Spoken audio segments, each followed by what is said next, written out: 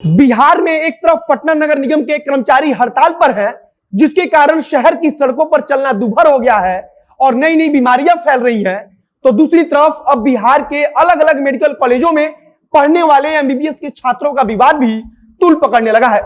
बिहार के अलग अलग मेडिकल कॉलेजों में लगातार एमबीबीएस के छात्र आरोप लगा रहे हैं कि जानबूझकर और लापरवाही के कारण उन्हें फेल कर दिया गया है।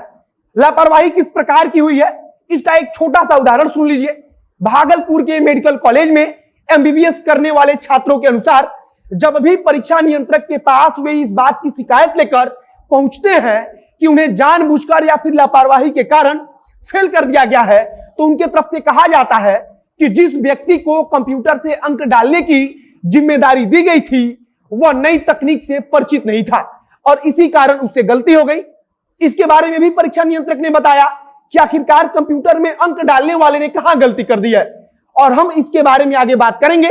इसके अलावा छात्र जब विश्वविद्यालय से बात करने के लिए उनके कुलपति के पास जाते हैं तब वहां से कहा जाता है कि पुनर्मूल्यांकन का नियम ही नहीं है। शनिवार को एमबीबीएस के छात्रों ने हंगामा करते हुए ओपीडी को भी बंद करा दिया था और अभी भी वे लगातार कह रहे हैं कि अगर न्याय नहीं हुआ तो वे ओपीडी को आगे भी बंद कराएंगे। अब नमस्कार, मेरा नाम है मोहित कुमार सिंह और आप देख रहे हैं हमारा विशेष कार्यक्रम एक्सप्लेनर।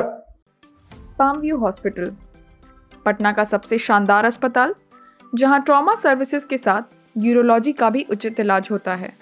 इसी के साथ यहां आपातकालीन सेवा जैसी अन्य व्यवस्थाएं भी उपलब्ध हैं। पीएमसीएच से लेकर एसकेएमसीएच तक के एमबीबीएस के छात्र आंदोलित हैं।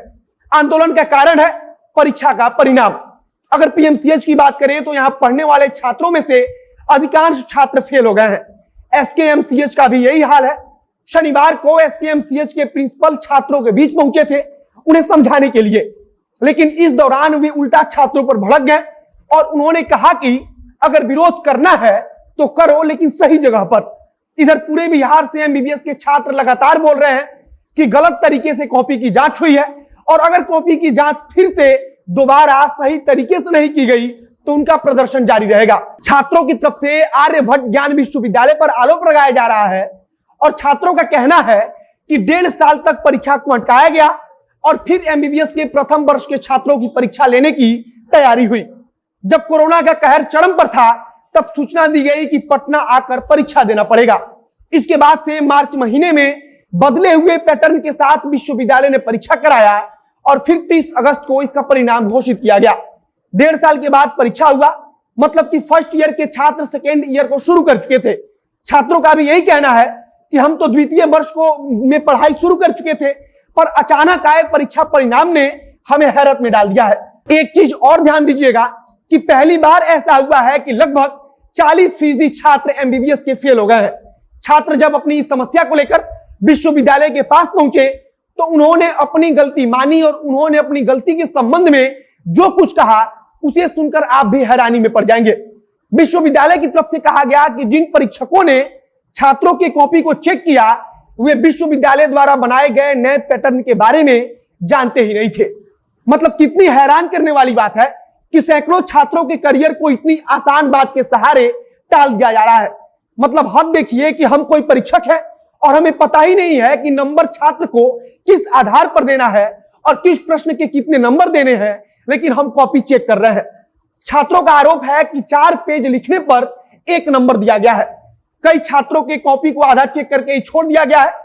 छात्र यह भी आरोप लगा रहे हैं कि एमसीक्यू जो प्रश्न था उसका जिन छात्रों ने सही जवाब बताया है उन्हें भी उस प्रश्न के बदले 0 नंबर दिया गया है।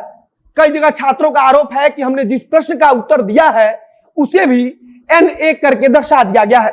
इसका मतलब कि छात्र ने इसका उत्तर ही नहीं दिया है, लेकिन असल में छात्रों ने अपनी कॉपी में उसका उत्तर लिखा है। यह भी सुनकर कुछ अटपटा सा लगता है कि छात्रों के इतने बड़े समूह का विरोध होने के बावजूद विश्वविद्यालय कह रहा है कि उत्तर पुस्तिका के दोबारा जांच जैसा कोई नियम है ही नहीं। छात्र जब अपने प्राचार्य के पास जाते हैं तो वे बोलते हैं कि यह सब काम हमारे कार्य क्षेत्र से बाहर का है। विश्वविद्यालय के परीक्षा नियंत्रक कहते हैं कि नंबर दिए जाने के संबंध में जहां 0 चिन्हित किया जाता है वह भी एक संख्या है। वे उन प्रश्नों के संबंध में बोल रहे थे जहां उत्तर सही होने के बावजूद 0 लिखा हुआ था। कुल मिलाकर यह बात लगभग तय है कि उत्तर पुस्तिका की जांच में लापरवाही बरती गई है और हर गलती की तरह इस बार भी विश्वविद्यालय से लेकर प्रशासन तक इस बात को मानने के लिए तैयार नहीं है। अब आगे देखना होगा कि विश्वविद्यालय की गलती छात्र कब तक भुगतते हैं और इसका क्या उपाय निकलता है। आगे जो कुछ नई जानकारी आएगी उसे हम आप तक पहुंचाते रहेंगे। वीडियो अच्छा लगा हो तो शेयर कीजिए, अगर फेसबुक पर देख रहे हैं तो पेज को लाइक कीजिएगा और अगर यूट्यूब पर वीडियो देख रहे हैं तो चैनल को सब्सक्राइब कीजिएगा। अब अंत में मेरा नाम है मोहित कुमार सिंह और कैमरे के पीछे ओम प्रकाश खड़े हैं। बहुत बहुत धन्यवाद।